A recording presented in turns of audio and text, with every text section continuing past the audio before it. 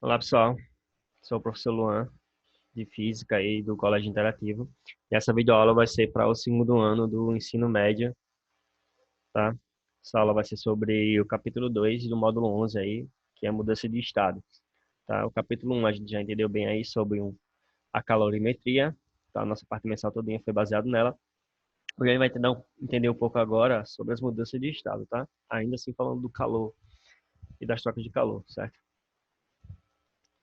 Bem, primeiramente a gente tem que entender os estados físicos da matéria, né, para poder entender essa mudança de estado. Bem, basicamente são três, tá? O quarto aqui a gente não estuda muito, é um pouco mais complexo para estudar no ensino médio, que são os corpos que são em estado de plasma, tá? Mas, enfim, tô entendendo aqui, todo mundo conhece estado sólido, líquido e gasoso, tá?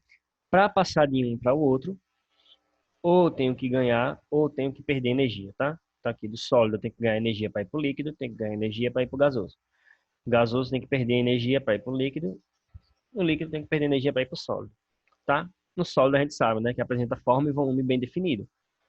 Tá? Se pegar uma barra de ferro, a forma dele, tá? E o volume é bem definido, tá? Não se altera. Já no líquido não. Você pega um copo d'água, a forma é definida. O volume, ele é definido, tá? Um litro de água continua sendo um litro de água tranquilamente. Porém, eu posso colocar em vários formatos diferentes. Posso colocar numa garrafa, numa bacia, seja lá o que for. Tá? E no estado gasoso, não. Aqui nem forma nem volume é definido. Tá? Um gás ele tende a ocupar todo o espaço que ele está. Então, se você pode comprimir o ar de uma sala todinha em um recipiente bem pequeno.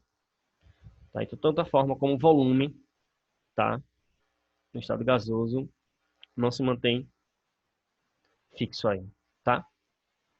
Entendendo os estados da matéria, a gente vai entender as mudanças de fase que ocorrem nesses estados da matéria. Tá?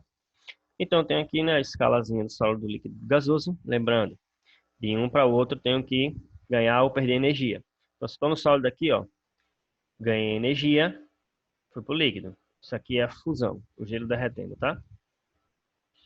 Estado líquido, se eu ganhar energia, ele vai para o estado gasoso. Essa troca aqui é chamada de vaporização, tá? Essa transformação. O contrário também é válido, né? Se eu estou em estado gasoso, se eu perder energia aqui, ó, mudança que ocorre recebimento de calor, mudança que ocorre com rejeição de calor. Vermelho recebendo, azul perdendo, tá? Aqui, ó, estado gasoso para o líquido tem a condensação, líquido para o sólido, solidificação. Eu também posso ir diretamente dos extremos aqui, tá? É difícil? É, mas acontece. Então, sublimação direta aqui, ó, estado sólido para o gasoso diretamente, eu tenho sublimação, tá? Direto. Quando é o inverso aqui, o gasoso para o sólido, eu tenho sublimação inversa, né? Isso é para a gente entender bem quando é que vai ocorrer essa mudança de fase, tá? Então, a gente entendeu um pouco sobre o calor latente lá, teoricamente falando, no primeiro capítulo. A gente não calculou ele, tá? A gente só entendeu que o calor latente, ele não muda, tá? A temperatura do corpo. O calor latente tem a ver com a mudança de fase, tá? Quando ele está passando de um estado para o outro, tá? Então, toda a curva de qualquer substância tem uma mesma cara. Óbvio que os valores mudam, né? Que cada substância evapora, se condensa em temperaturas diferentes. Mas a curva tem a mesma cara. Como é que funciona essa curva aqui que ele está trabalhando nesse gráfico? Bem, aqui eu tenho a temperatura pelo tempo. O tempo está passando, a temperatura está sendo alterada. Aqui também, tá? Um é de aquecimento, outro é de resfriamento. Então, o que é que ele está fazendo aqui? Ele está com gelo a 20 graus Celsius, tá? Negativos aqui, menos 20 graus Celsius. Então, eu, para transformar esse gelo em água, no estado líquido, eu tenho que aquecê-lo. Então, ó, foi passando o tempo, ele foi aquecendo, foi aumentando a temperatura, foi aumentando a temperatura, aumentando a temperatura. Quando ele chegou na temperatura, tá? Que ocorre a mudança de fase aqui, a gente sabe, né?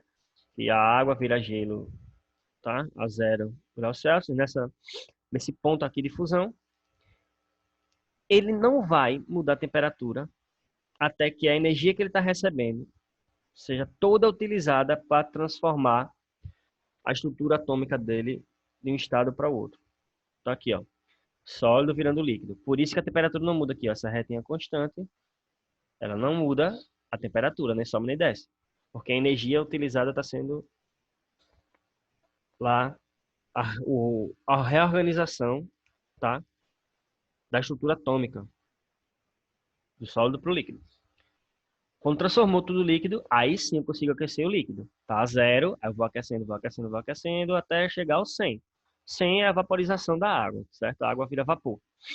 Então aqui, ó, nesse ponto, chegou no 100, toda a energia recebida, né, tá sendo aquecido, ele vai pegar, não vai mudar a temperatura. Passou o tempo, ele não muda a temperatura.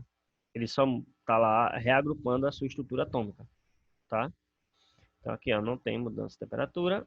Quando todo o líquido vira gás, tá deixado gasoso, aí sim eu posso aquecer o gás. Aí aqui começa a aumentar de novo a temperatura. E até virar plasma e assim sucessivamente. Aquecimento, resfriamento tem a mesma cara, só que aqui ele está perdendo energia, tá? Então aqui, ó, um gás, o vapor lá de água, 120 graus Celsius. Foi esfriando, esfriando, esfriando, esfriando, chegou a 100. É aqui que ela vira líquida, certo? Então aqui, ó, enquanto ela está virando aqui, tá perdendo energia, mas não está mudando a temperatura, tá mantendo retinho aqui, ó. Enquanto o gás está se transformando totalmente em líquido aqui. Quando tudo virou líquido, o líquido começa a esfriar. Aí a temperatura vai baixando, vai baixando, vai baixando, vai baixando, vai baixando, até chegar no ponto do zero aqui, que é onde o líquido vai virar sólido, a água virar gelo, certo? Então aqui, ó, tá perdendo energia, perdendo energia, perdendo energia, mas não mudou a temperatura, até que todo o líquido vire sólido. Aí sim eu posso esfriar o sólido e assim sucessivamente, certo? Espero que tenha ficado claro essa parte de curva de aquecimento, porque ela é importante. Então, sabendo aqui, existe um tipo de calor, tá, que não muda a temperatura, só o estado. Então, não vai envolver variação de temperatura na nossa equação. Esse calor é chamado de calor latente, tá? Calor latente. Bem, espero que tenha ficado clara aí essa parte dos gráficos da curva de aquecimento. A gente sabe que existe um tipo de calor que não muda a temperatura, só o estado, tá, físico da matéria. Então, esse calor é chamado de calor latente, certo? Ele não muda, não muda, não muda, não muda, não muda a temperatura, tá? Bota isso na cabeça. Teve mudança de temperatura, não é o calor latente, é o calor sensível, tá? Então, aqui, a quantidade de calor necessária, tá? Não vai envolver mais agora a variação de temperatura, vai envolver a quantidade que eu tenho, né? Uma coisa é transformar 1 litro de água em gelo, outra coisa é transformar 1 metro cúbico de água em gelo, tá? Então, a massa vai influenciar, tá? Mas como não é mais a variação de temperatura, eu tenho o calor latente do material, tá? Da minha substância. Então, L é o calor latente desse material. Então, a quantidade de calor é a massa vezes o calor latente, expressado pela letra L. Tá? Então, aqui é um exemplo. O calor latente de fusão do gelo é 80 calorias por grama, desculpa. Tá? Lembrem, para saber a grandeza física de uma constante, é só inverter a equação. Né? Então, a massa que está multiplicando passa dividindo. Quantidade de calor em caloria, massa em grama. 80 calorias por grama. Tá? Então, para cada grama que eu tenho aqui de gelo, para derreter ele, eu preciso de 80 calorias, certo? Para cada grama, certo? Sem mudar a temperatura. A 0 graus Celsius, está aqui, ó. Para derreter, eu preciso de 80 calorias, tá? O inverso também é válido, tá? No ponto lá que eu tenho do gelo virar líquido, do líquido virar gelo, tá? Sólido, líquido, sólido, dá a mesma coisa, tá? O calor latente é o mesmo nesse ponto. Só que a diferença é que um vai ganhar energia e o outro vai perder energia, né? Então, bem, lembrando, isso aqui também, que a gente viu no primeiro capítulo, funciona para isso aqui, tá? Só que agora vai entrar o calor latente na jogada. Então, eu vou aquecer o corpo, eu vou mudar o estado desse corpo, tá? Dessa substância.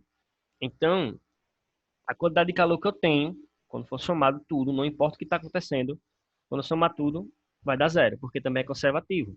Tá? O quanto que um cede de energia é o quanto que o outro recebe. Um é mais, outro é menos. A mesma quantidade, A menos A, vai dar zero. Então, o somatório de toda a quantidade de calor aqui vai dar zero. Ou seja, a quantidade de calor inicial é igual à quantidade de calor final. Tá? Lembre disso, serve. Só que agora vai entrar o calor latente na jogada. Então, vamos aqui a um exemplozinho que eu tenho aí. Então, vamos a um exemplo aqui, ó. Troca de calor com mudança de estado físico. Exemplo. Um copo contém 300 gramas de água a 20 graus Celsius. Quantos gramas de gelo a 0 graus Celsius devemos colocar nessa água para que, no final, tenhamos apenas água a 10 graus Celsius? Então, tenho lá quantidade de água, quantidade de gelo. Tá? Ele quer saber quanto é que vai ser em gramas essa quantidade de gelo para essa situação aqui, ó, que no final só tem água a 10 graus Celsius. Aí ele dá alguns dados aqui, né? Isso aqui é o calor específico da água, 1 caloria por grama graus Celsius. E o calor latente do gelo, 80 calorias por grama. Então, vamos lá. Presta atenção. A quantidade de calor de gelo mais a quantidade de calor de água vai ter que dar zero, né? Porque quanto um cede é o quanto que o outro recebe. Lembra disso? Quanto um cede é o quanto que o outro recebe. Por isso que dá zero. Só que o gelo, presta atenção, o gelo ele vai derreter todinho para poder ficar só água. Concorda comigo? Então, eu vou ter o calor latente. E além disso, quando ele virar água, ele vai aquecer até 10, porque o gelo estava a zero. Então, vai ter calor latente e calor sensível aí para o gelo. Para a água, não, só vai ter calor sensível, porque ela vai esfriar de 20 para 10. Então, vamos analisar aqui, ó. Analisando a quantidade de calor do gelo aqui. Tem o calor latente, que é a massa do gelo, que eu não sei, vezes o calor latente do gelo, que é 80, ele me deu. Mais o calor sensível do gelo, que é a massa do gelo, que eu não sei, vezes quando ele derrete, é o calor sensível da água. Então, o calor sensível da água é 1. Olha aqui. Vezes a variação de temperatura, né? O calor sensível. Então, variou de quanto? Ele estava a 0, foi para 10. Então, final menos inicial. 10 menos 0. Agora eu vou tratar da quantidade de calor de água. Vamos lá, quantidade de calor que a água vai aqui ceder, né? Já que ela está esfriando. A massa de água é 300. Olha aqui. Calor específico da água, 1. Olha aqui. E a variação de temperatura. Estava 20, foi para 10. Final menos inicial. Final é 10. Inicial, 20. 10 menos 20 dá 10. Tá? Negativo. Lembra disso. Lembra que isso não é importante. 10 menos 20, menos 10. Então, fazendo as continhas aqui que ele já fez direto. Tá? Isso aqui vai dar 300 vezes menos 10, né? Vai dar menos 3.000. Aqui vai ser 10. 10 massa do gelo mais 80 massa do gelo dá 90 massa do gelo. Tá? Eu não sei quanto é a massa do gelo. 3.000 tá menos, passa mais. 90 tá multiplicando, passa dividindo. 3.000 dividido por 90, 33,3 gramas de gelo para isso aqui poder acontecer, tá? Essa situação aqui, ó, de ter apenas água a 10 graus Celsius. E é por isso que o gelo é tão importante para resfriar as coisas, tá? Porque ele pega muita energia da substância para poder derreter. Aí ele pegando energia lá do líquido, esse líquido vai esfriando e o gelo ainda fica lá, consegue se manter um pouquinho até derreter, tá? Esse aqui é o gráfico de aquecimento aqui, ó. Enquanto o gelo aqui, ó, no tempo, tá? Mudou a temperatura, a água foi mudando dessa forma, porque o gelo ainda teve que derreter, certo? Até chegar no ponto de equilíbrio que foi o 10. Espero que tenha entendido aí